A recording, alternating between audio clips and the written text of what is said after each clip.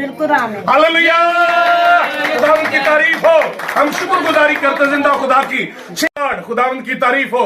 हम जिंदा खुदा की शुक्रगुजारी करते जो हर रोज आपके दरमियान अजीब मौजूद करता है। जी अपनी बहन से पूछिए क्या मसला था। जी मेरी बहन, क्या मसला था आपको? सांस की प्रॉब्लम। कब से?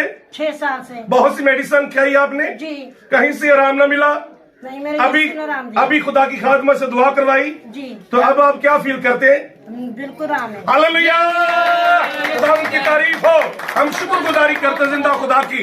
6 साल से जे बहन पानी पी के गुजारा कर दी, गर्म पानी पीना बस। और सांस नहीं आता था। 6 साल से इस बीमारी में मुब्तला थी जो बहन, लेकिन जिंदा खुदा की शुक्रगुजारी करते खुदावंद यीशु ने इस बहन को आजाद कर दिया। खुदा की खादमा से जैसे दुआ करवाई, ये बहन आजाद हो चुकी है।